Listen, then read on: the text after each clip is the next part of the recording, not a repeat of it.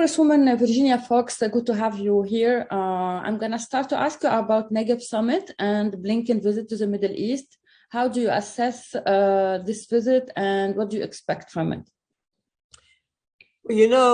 President Trump set the stage for much better relationships with the countries in the Middle East when he was president. But I think we know from the very beginning that this administration has not built on the good relationships that President Trump set up. And it's very disappointing. From what I think about when you ask that question is about that very first visit with the Russians in Alaska, right after the administration came in, and how that was so embarrassing. I just hope in this visit, there's nothing embarrassing that happens.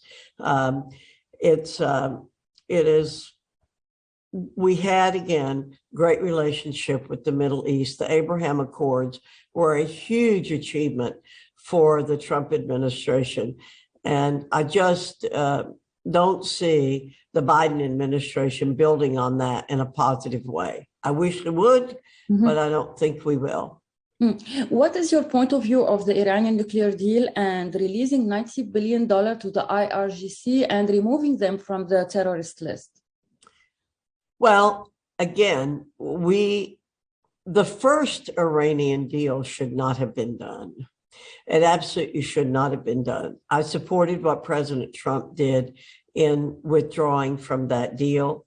We should not give one dime to Iran, not one dime. The sanctions have been working. That's the only thing that Iran understands. Removing them from the terrorist list is a really, really bad thing to do. It is just bad. They are terrorists. They want to wipe Israel off the map. They want to wipe the United States off the map. And we absolutely should not be giving them any leeway whatsoever. You talked about the Abraham Accords, that it was a great achievement for Trump administration. How do you see this evolving in this relationship? It started as economic and maybe now it's developed to be on the security and defense level. Well, whatever can be done in a positive way with the Abraham Accords should be done. Again, I just don't hold high hope for this administration and what its goals are as compared to what President Trump's goals were. Congresswoman Foxx, what is your point of view of the change in the U.S. Relationship with Saudi Arabia and UAE between Republicans and Democrats? Can this relation get back to where it was? Well, it's going to take a lot of effort on behalf of the president and members of his administration to go back to the way it was under President Trump. The difference right now is night and day. The relationship with Saudi Arabia under President Trump was rock solid. Unfortunately, we can't say the same now. What the Biden administration's failed to do is strengthen that relationship and open doors for new dialogues. But they've soured now, but I hope they'll emerge stronger. What we need to do is not go begging to Saudi Arabia for more energy, but to develop our energy here at home and have a relationship with Saudi Arabia that is not just built around energy. What about the latest attacks, Houthis attacks on Aramco?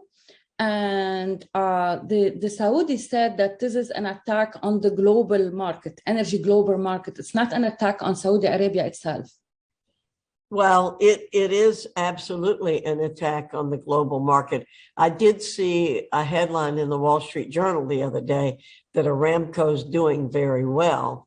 And I didn't get a chance to read the entire article, but I know Aramco is doing very well in this time of high gas prices. And it's because of the Biden administration that oil prices have gone up so dramatically, because we've cut our own ability to supply oil to the world. But again, the world relies on energy. That is the key to success in all of our economies. And the last thing in the world we need to be doing is diminishing that ability.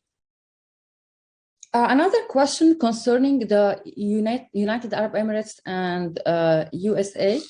The Biden administration removed the Houthis from the FTO list, and it seems that this relation is deteriorated with the UAE.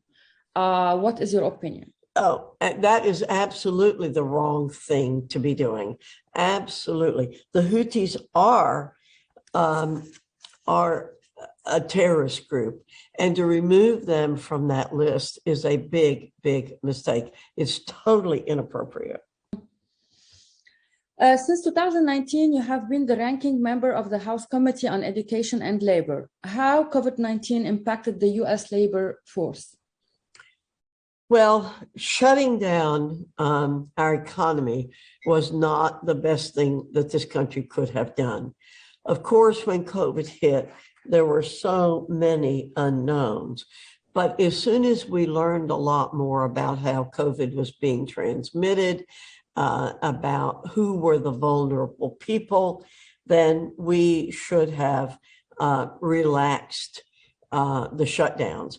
The COVID-19 shutdowns have really crippled America's workforce.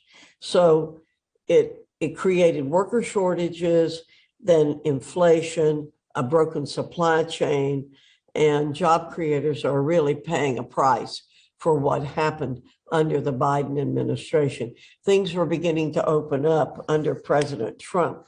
The last thing in the world we need, Maria, are federal mandates. We are a federalist form of government, which means the states and the locality should be making the decisions on what's good for them and what's good for them. We do not need federal mandates. When you have a top-down government, you have problems. Understand. My question also about the election, the midterm election. Do you think that the Democrats will lose big in November? I do. I think, I definitely think we will take back the House, and I feel pretty strongly that we'll take back the Senate. The American people understand that this inflation is coming from too much spending on the part of the Biden administration and the cutting off of our energy supply. Everything that this administration has done has been a failure. And the American people see that. They can try to blame other people, but the American people aren't buying that.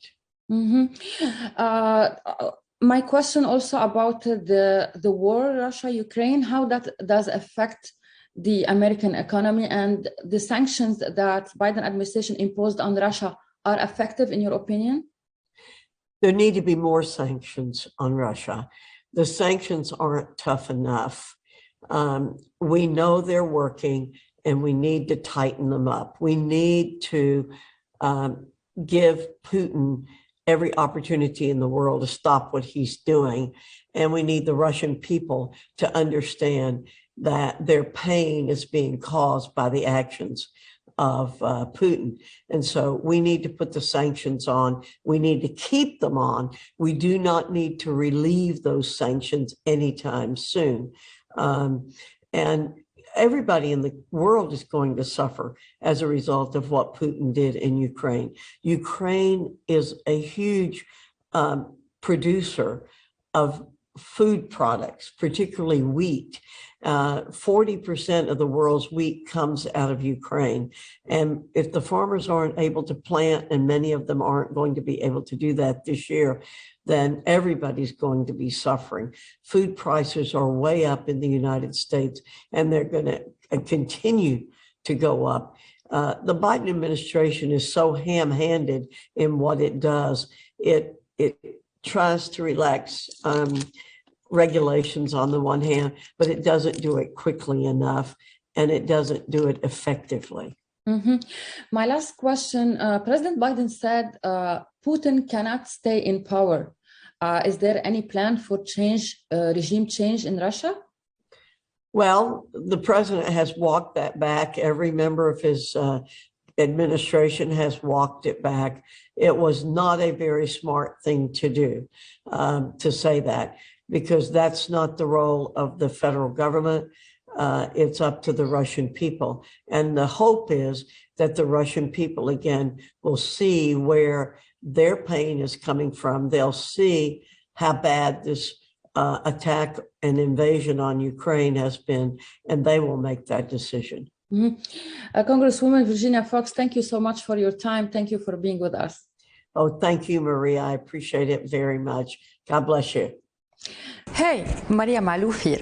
Please click to like and subscribe to Maria Maloof TV YouTube page and catch our hottest interviews and most compelling analysis. You will not get it anywhere else.